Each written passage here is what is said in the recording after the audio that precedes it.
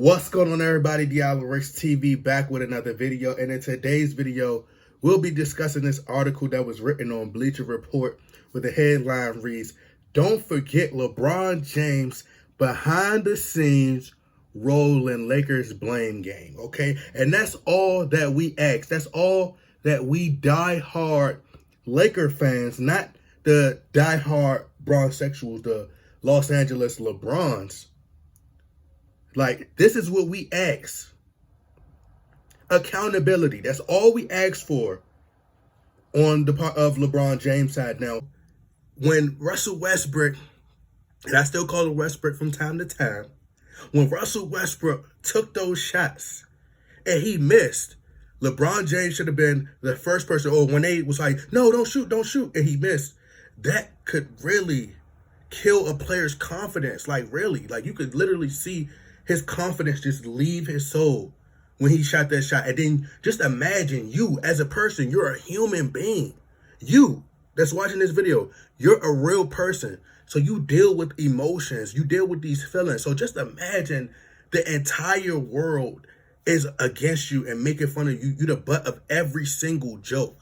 And that's why JaVale McGee had a problem with the Shaq and the Fool, because it's like it gives the this notion that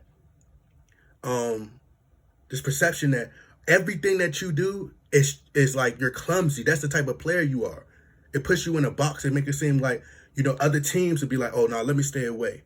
And then on top of that, you got to hold yourself accountable again, LeBron James, if the fact that nobody wanted, let's say nobody wanted, no team wanted Russell Westbrook. Let's say no team wanted Russell Westbrook at this trade deadline.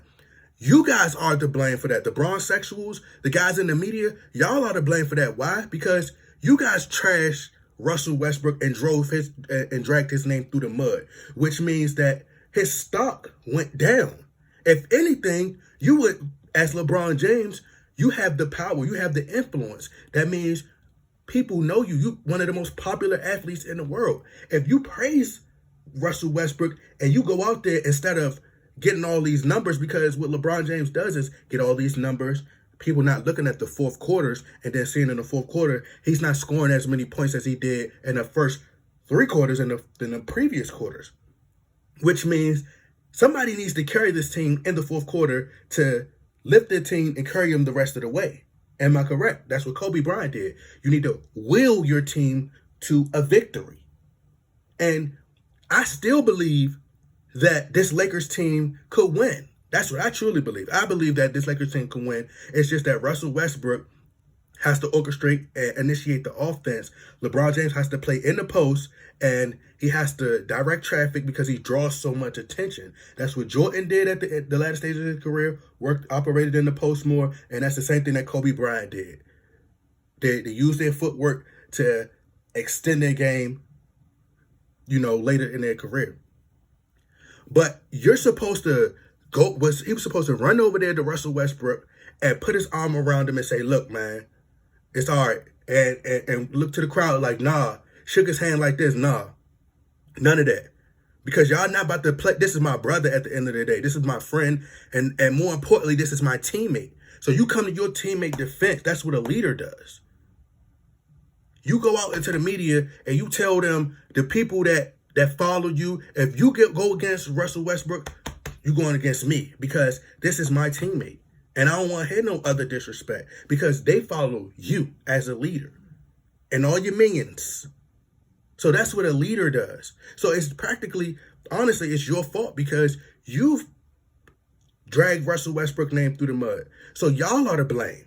You can't blame nobody else for this deal not being done. If Russell Westbrook would have stayed up there and you would allow him to flourish, get all the triple doubles, and let his name bill go crazy, and the fandom going crazy, this man got one of the most popular dunks, one of the most biggest dunks of the year versus Rudy Gobert, arguably defensive player of the year every year, right?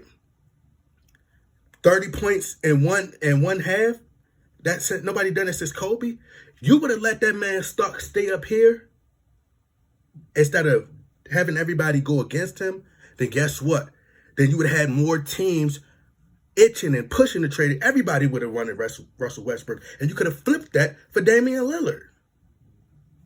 I'm not talking about going to the media in the post game interviews and saying, "Oh yeah, well, my brother, you know, hey, I got to take accountability. It's my fault." No, because we know it's really disingenuous. We know that there are media puppets, and I'm not saying that. Well, I am going to say it because there seems like an agenda, like ESPN, to make sure that LeBron James is pushed in the media as this perfect person, like he does no wrong and he's the greatest and all this, like, down in one. Like Shannon Sharp went on record and said that, oh, when Skip Bayless made a statement about I think Kevin Durant was putting on this great performance, a really great performance.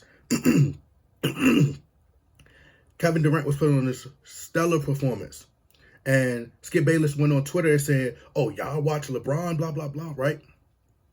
Then Shannon Sharp, as a fan, that's how, when it's competition, you're competitive. Like, you're talking about this person when you should be talking about this person, because Kevin Durant don't get the credit that he deserves, honestly. But Shannon Sharp says, "Oh, well, you guys, these players really, you don't have to down one player to praise the next." When this is all you bronsexuals do all the time. You tear down Michael Jordan and make it seem like LeBron James did something so much greater than him. And like I said, LeBron James is a great player. But to say that, oh man, Kobe never walked, he's never walked in LeBron James' shoes. He's never did this. Like, no, bro. Like, any player, Wilt Chamberlain, the list goes on. Jerry West, y'all see the Jerry West jersey? They got Kevin Durant. I'm trying to get my Wilt Chamberlain jersey. But it says on back-to-back nights, Tuesday and Wednesday, LeBron James, Los Angeles Lakers lost to teams at opposite ends of the competitive spectrum. The defending champion Milwaukee Bucks and Portland Trail Blazers team fresh off a complete roster teardown with eyes on the lottery. Russell Westbrook was benched at the end of the loss to the Bucks, which was absolutely disrespectful on the part of Frank Vogel, because Russell Westbrook needed to be a scapegoat. He needs to be a fall guy.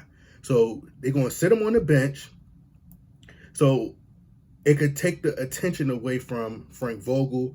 And it was the perfect timing for Frank Vogel. But it says, but the Lakers didn't have him to blame for the debacle in Portland, where the rest of their starters, including James and Anthony Davis, were outplayed and outworked by little-known French players such as C.J. Ellaby. I don't even know who listen, bro, when he was playing last night, I'm like, Ellaby?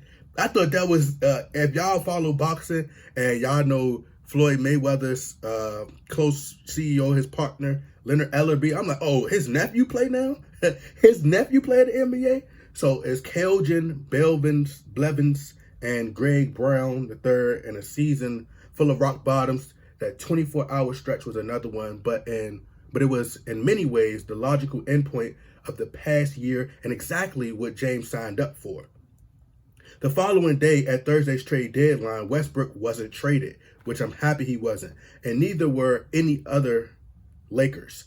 This wasn't entirely surprising. Nobody thought there would be an appetite among other teams to take on Westbrook's gigantic contract, not without general manager Rob Pelinka attaching the only first-round pick the Lakers even have left to trade. Once again, as I said, it wouldn't have made any sense for the Lakers to deal their last draft pick and just be without anything. They don't have nothing left. They'll be completely without no assets. They've traded away the young core, which all of them have blossomed and developed into really great young players. You've lost all of that. Then on top of that, you've got all these all-stars. So LeBron James has had all this help. You had all these all-stars. Like, I can name you all of the all-stars that LeBron James had. Let me Google this, baby.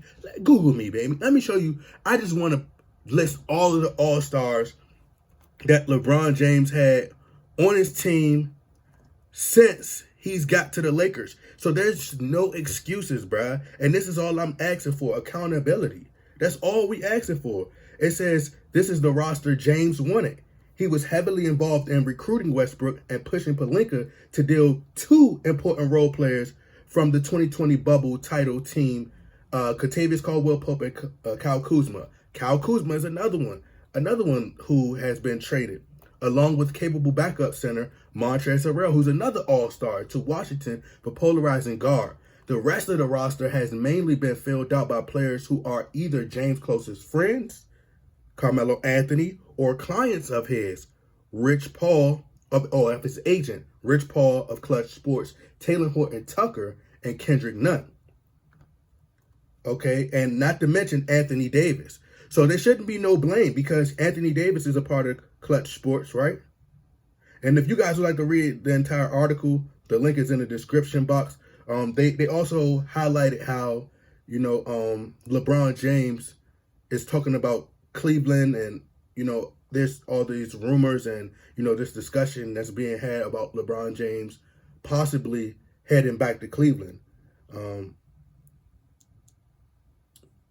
It says where if I'm going to leave Cleveland again, it needs to be like what I dreamed of as a kid.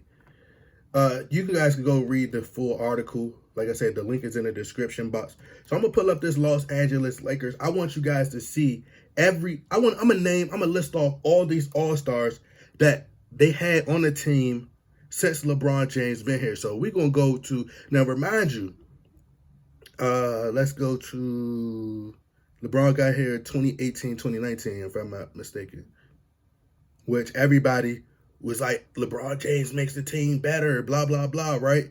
But in 2017, 2018, we had the same identical record as the previous year before LeBron James came. He didn't make the playoffs, and it's not hate. I'm just pointing these things out, and I'm happy that Bleacher Report has done an article talking about this because the LeBron James lovers in the media, the Christina Broussards of the world, the Stephen A. Smiths of the Stephanie A. Smiths of the world, the Kendrick Perkins of the world, the Nicholas Wrights of the world, Nikki Wright, all these people ignore all these things and they point all the blame to Russell Westbrook when Russell Westbrook numbers are still the same as they always been. The two cannot coexist. And as I said before, if these guys who I feel as though have no inkling of basketball knowledge, if they can see that LeBron James and Russell Westbrook wasn't going to work, then how come LeBron James couldn't see it? And as I said, LeBron James needs to be trying to dial it back at this stage of his career. So they still had, this is the talent that LeBron James had in 2018, 2019. So he had Lance Stevenson, JaVale McGee, Rajon Rondo, Kyle Kuzma, Brandon Ingram, Lonzo Ball, Kentavious Caldwell-Pope, Alex Caruso, Tyson Chandler, all on the same team. Now, I'm going to give him the benefit of the doubt. I'm going to say that team is not as all-star packed as any other roster. But this is when the Lakers went 52-19. And I just want to list off all the all-stars that he's had. And forgive me because my computer is slow. As a matter of fact, hold on. Let me get my phone.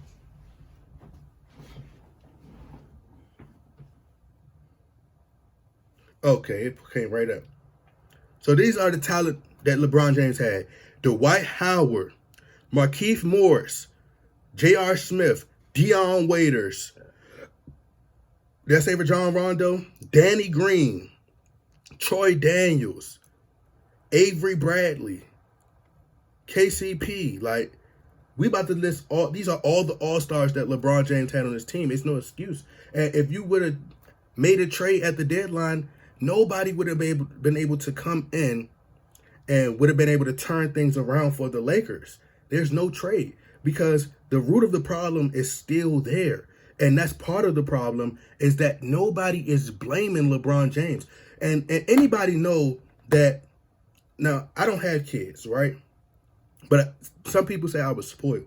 And there are some spoiled kids I've seen firsthand that if you give them everything they want and you never blame them, it's like they're the golden child. And this is the problem that, Kobe Bryant fans or just NBA fans in general, bro, this is the problem that we had because they pamper and give LeBron James everything he wants. And he's not even up there with the Wilt Chamberlains. He's not up there. He's not. He's not up there with the Kobes, the Jordans.